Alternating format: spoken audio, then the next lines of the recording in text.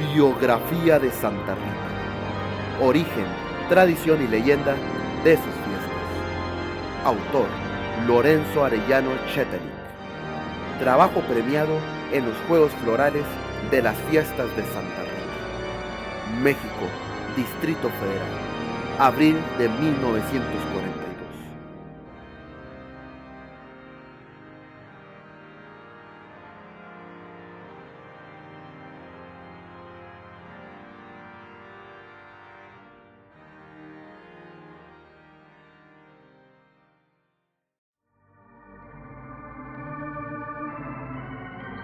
Origen, tradición y leyenda de las fiestas de Santa Rita. Eran los días en los que Chihuahua se llamaba Villa de San Felipe el Real. En pocos años, la fama que el auge de las minas de Santa Eulalia de Mérida y el rápido desarrollo de la ganadería, especialmente en lo que a la cría de carneros se refiere, que ya habían hecho inmensamente ricos a hombres como el general don José de Ocio y Subiate, al general don Manuel de San Juan y Santa Cruz, don Tomás de Chávez y otros. Habían atraído a multitud de gentes no solo de la Nueva Vizcaya y sus contornos, sino de los puntos más distantes de la Nueva España, de los lejanos reinos de Castilla y de otros pueblos y naciones de la tierra.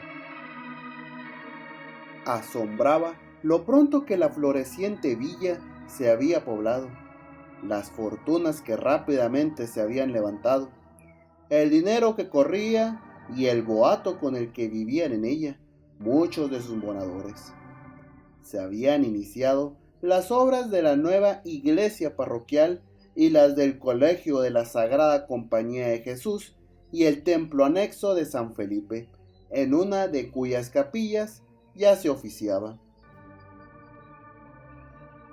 Una noche del mes de mayo del año del Señor de 1729, había grande alboroto y movimiento en una de las principales casas de la villa.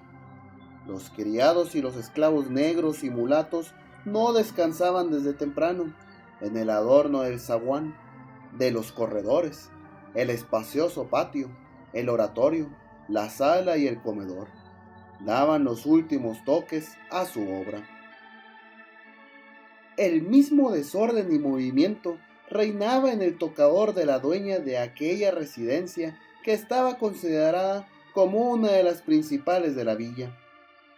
Era ella doña Isabel de Ibarguén y Morón, esposa del muy poderoso señor don Juan de Orozco y Molina, coronel de los reales ejércitos de su majestad, que habían ocupado otros elevados cargos, los del contador fiscal de la Real Hacienda y Caja de la ciudad de Durango, juez conservador de las benditas ánimas del Santo Monte de Piedad, teniente y capitán general encargado del gobierno de la Nueva Vizcaya desde 1704 hasta 1714, regidor alcalde principal ordinario de la Santa Hermandad y corregidor de la villa, y a quien se debía que el año de 1718 y después de repetidas gestiones, el Real de San Francisco de Cuellar hubiese sido elevado a la categoría de Villa de San Felipe del Real.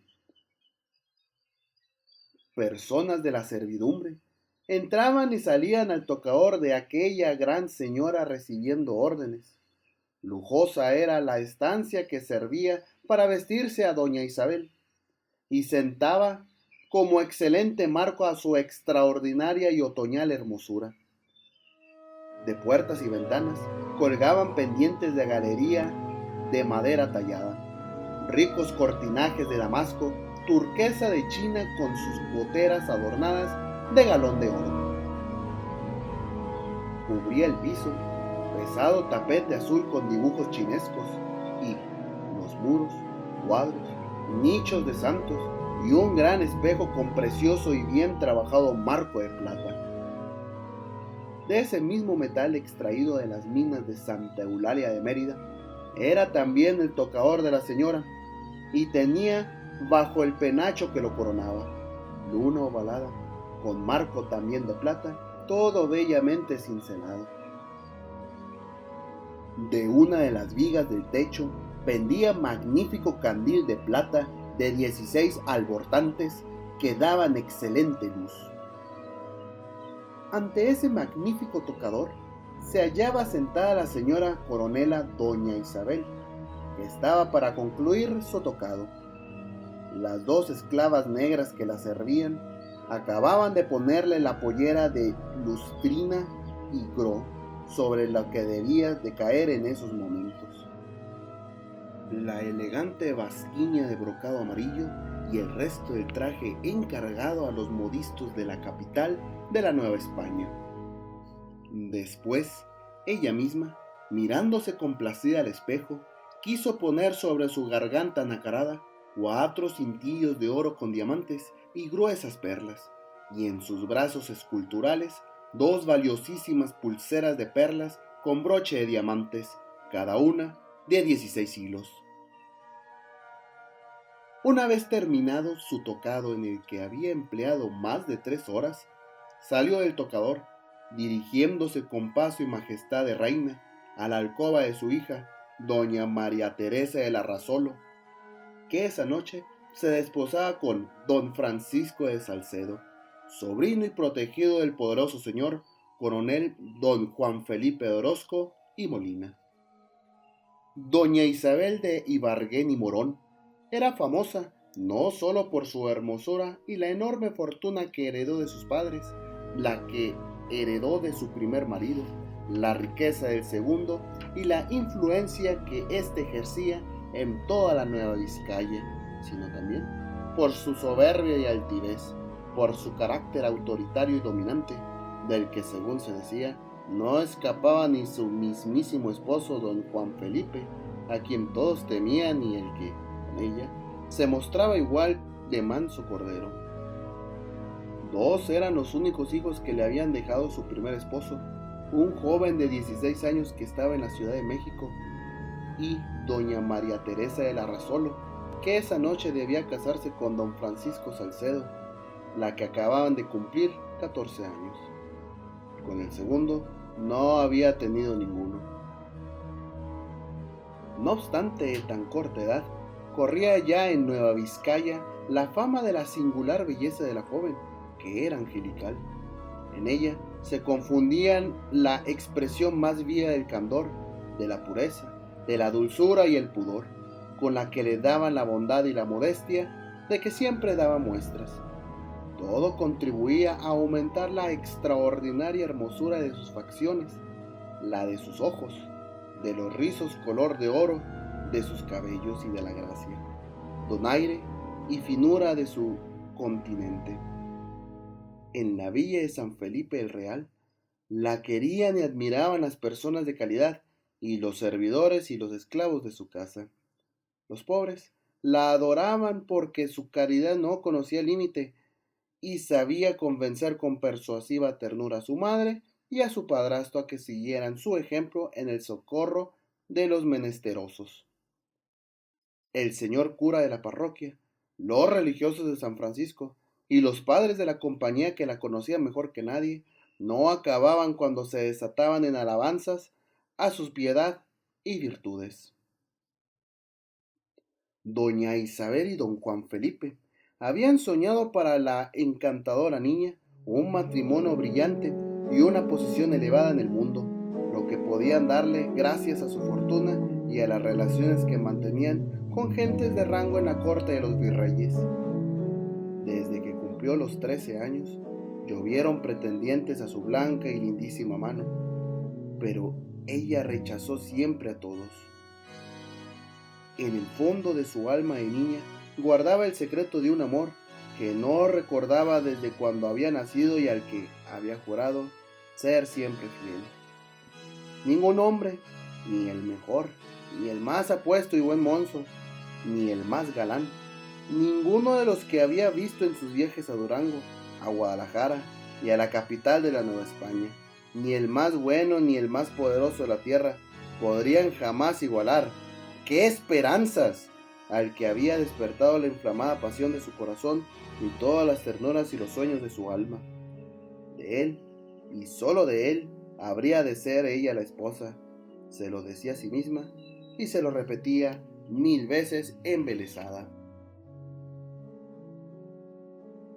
Pero un día, don Juan Felipe de Orozco y Molina y su esposa, doña Isabel, ante una inesperada circunstancia y temerosos de que el grueso caudal que la niña había heredado de su padre, aumentado considerablemente bajo la administración del coronel, saliese de la casa el día que doña María Teresa resolviese contraer matrimonio con un extraño, la que era más que probable, decidieron que lo mejor para impedir que tal cosa ocurriera debía ser casarla con don Francisco de Salcedo, hijo de una hermana del coronel Orozco, que había muerto en España en la infancia de don Francisco. El coronel Orozco y Molina se había empeñado en educar a su sobrino como si fuese su propio hijo, con el mayor esmero, y en hacer de él un caballero y un hombre de provecho. Algunos años lo tuvo estudiando en el Colegio de los Padres Agustinos en el Escorial, a inmediaciones de Madrid, y más tarde con los jesuitas de San Ildefonso en la Ciudad de México. Pero de los dos grandes y famosos colegios solo recibió quejas, pues don Francisco no quería estudiar ni quiso someterse a ninguna disciplina. Desde su tierna edad aborrecía el orden, la obediencia y el estudio, y varias ocasiones estuvo a punto de ser expulsado de aquellas instituciones por su carácter rebelde y altanero y contumaz pereza. En vista de ello, el coronel Orozco desistió de que siguiera estudiando y lo llevó a San Felipe el Real con el propósito de que le ayudase en la administración de sus muchos negocios ganaderos, agrícolas y mineros. Pero también ese esfuerzo resultó vano. Salcedo se vivía gastando el dinero, rodeado de gente de la peor ralea, de la más ruin, la más perversa y holgazana que había en aquella extensa región de mineros, y en donde abundaban aventureros y gente de mal vivir llegada de todas partes. Los espadachines y alborotadores eran sus mejores amigos y compañeros inseparables en los juegos de naipes por los que sostenía incontenida pasión. Las mujeres más escandalosas, aquellas capaces de volver loco al mejor de los hombres, eran siempre las dueñas de sus amores y caprichos. Se decían de él cosas terribles que no eran para oírse. Mucho tiempo fue el escándalo de la ciudad, pues cada mañana se sabía de alguna nueva hazaña suya. Muchos eran ya los maridos ofendidos que habían enviado sus padrinos a don Francisco, quien gustaba mucho de saltar el cercado ajeno para luego ufanarse de esas conquistas en tabernas y en prostíbulos. Se le consideraba como el más diestro en el manejo de la espada en la villa, y hacía alarde de que no temía a nadie. A centenares podían contarse los lances y reyertas que había tenido, pues era de índole altanera y provocativa.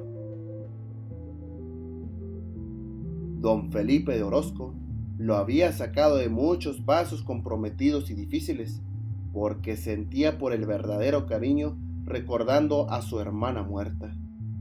Pero ya se sentía cansado, pues todo le hacía creer que no acabaría nunca, dada la conducta que seguía el sobrino. Vivía bajo su mismo techo, pero poco le veía la cara, como poco se la veían también doña Isabel y doña María Teresa, pues casi no paraba en su morada, entregado a sus interminables correrías y francachelas.